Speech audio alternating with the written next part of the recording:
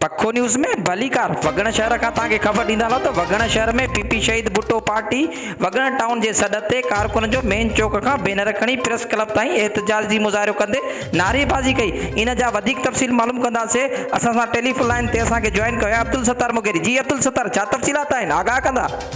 जी बिल्कुल, मां के ॿुधाईंदो हलां त वगण में पीपी शहीद भुट्टो पार्टी पारां barrister Akhtar Jabbar Shaikh A section Shahdad Kot police खिलाफ़ वगण शहर के मेन मुख्य चौक का हथन में प्ले कार्ड ए बैनर खणी एहतजाजी मुज़ाहिरो करे प्रेस क्लब अॻियां सख्त नारेबाजी कई।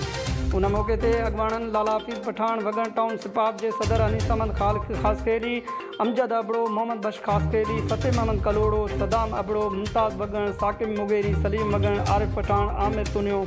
ऐं ॿियनि सहाफ़ियुनि खे ॿुधायो त बैरिस्टर अख्तर जब्बार शेख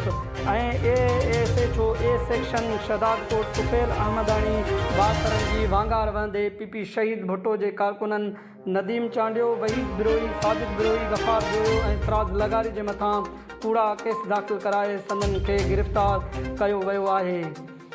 हिननि वधीक चयो त इन्हनि कारकुननि जी गिरफ़्तारी खिलाफ़ सिंध के मुख़्तलिफ़ शहरनि में एहतजाजी मुज़ाहिरा भी थी रहा आहिनि ऐं बैरिस्टर अख्तर जब्बार शेख कारकुननि मथां कूड़ा केस दाख़िल कराए रहियो आहे, जंहिंजी सख़्त लफ़्ज़नि में मज़म्मत कनि था। पीपी शहीद भुट्टो पार्टी वगण टाउन के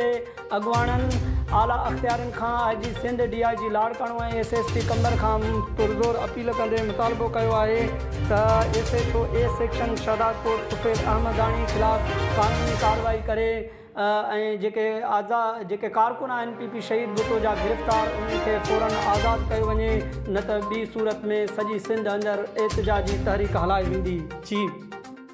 मेहरबानी अब्दुल सत्तार, तफ़सीलात सां आगाह करण लाइ।